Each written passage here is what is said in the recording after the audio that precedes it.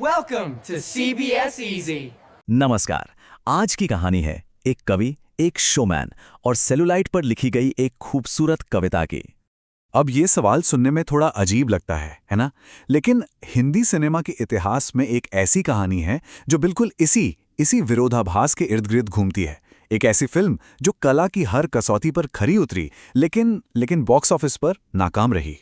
और इस कहानी के दिल में है एक कवि, अपने जमाने के सबसे मशहूर, सबसे सम्मानित गीतकारों में से एक, शैलेंद्र।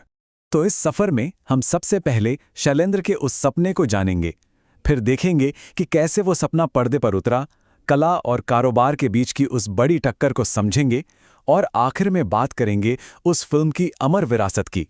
तो चलिए पहले हिस्से में चलते हैं, एक कवि का सपना।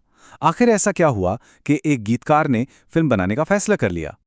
देखिए, शैलेंद्र एक भावुक और आदर्शवादी कवि थे। उनका मकसद कोई दौलत या शोहरत कमाना बिल्कुल नहीं था। वो तो एक अलग ही तरह का इनाम चाहते थे, आत्मसंतुष्टि।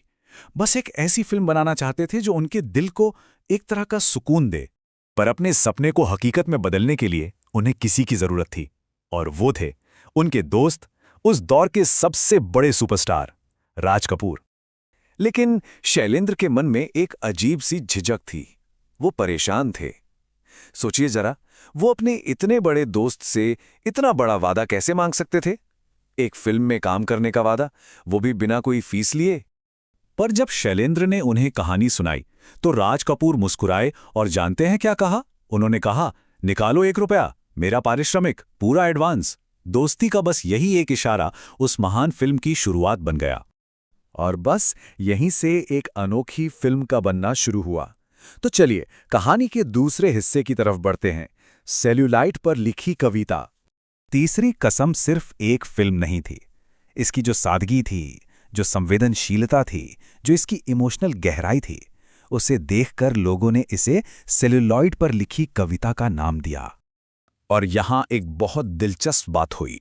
राज कपूर, जो एशिया के सबसे बड़े शोमैन थे, वो इस फिल्म में हीरामन नाम के एक भोले भाले गाड़ीवान के किरदार में पूरी तरह से डूब गए। कहीं भी सुपरस्टार नजर नहीं आया, सिर्फ और सिर्फ हीरामन दिखा। और यही बात वहीदा रहमान पर भी लागू हुई। ये फिल्म असल में शैलेंद्र के कला को लेकर जो सिद्धांत थे, उनका एक आईना थी। वो अपनी कला से कभी भी समझौता नहीं करते थे, फिर चाहे वो पूरी फिल्म हो या किसी गीत की बस एक लाइन।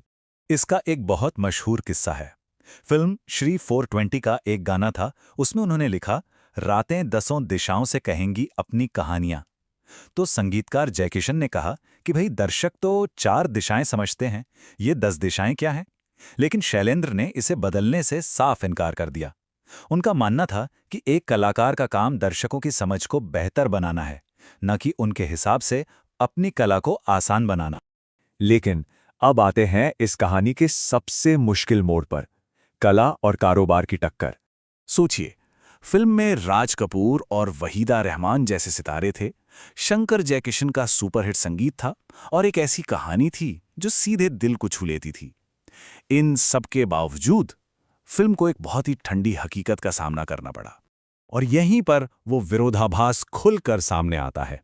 देखिए, एक तरफ तो फिल्म को राष्ट्रपति स्वर्ण पदक मिला, समीक्षकों ने इसे एक कालजयी, एक टाइमलेस फिल्म बताया, और दूसरी तरफ इसे खरीदने के लिए कोई डिस्ट्रीब्यूटर तक तैयार नहीं था। और नतीजा, फिल्म बॉक्स ऑफिस पर बुरी तरह असफल रही। तो सबसे बड़ा सवाल यह है कि ऐसा आखिर हुआ क्यों? असल में फिल्म इंडस्ट्री का जो नफे नुकसान वाला गणित होता है ना, उसमें इस फिल्म की गहरी संवेदना और करुणा की कीमत आंकने का कोई फॉर्मूला ही नहीं था। मतलब इसकी कीमत किसी तराजू पर तौली ही नहीं जा सकती थी। पर कहानी यहां खत्म नहीं होती। अब हम आते हैं इसके आखिरी और सबसे जरूरी हिस्से पर, एक कालजयी फिल्म की विरासत। बॉक्स ऑफिस ने भले ही तीसरी कसम को भुला दिया हो, लेकिन इतिहास ने ऐसा बिल्कुल नहीं किया। समय ने इसकी असली कीमत पहचानी। इस फिल्म को भारत का सबसे प्रतिष्ठित राष्ट्रपति स्वर्ण पदक मिला। इसे बंगाल फिल्म जर्नलिस्ट एसोसिएशन ने सर्वश्रेष्ठ फिल्म चुना। इतना ही नहीं, इसे मॉस्को फिल्म फेस्टिवल में भी सम्मानित किया गया।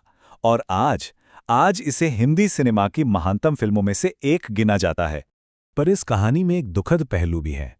तीसरी कसम एक प्रोड्यूसर के तौर पर शैलेंद्र की पहली और आखिरी फिल्म थी।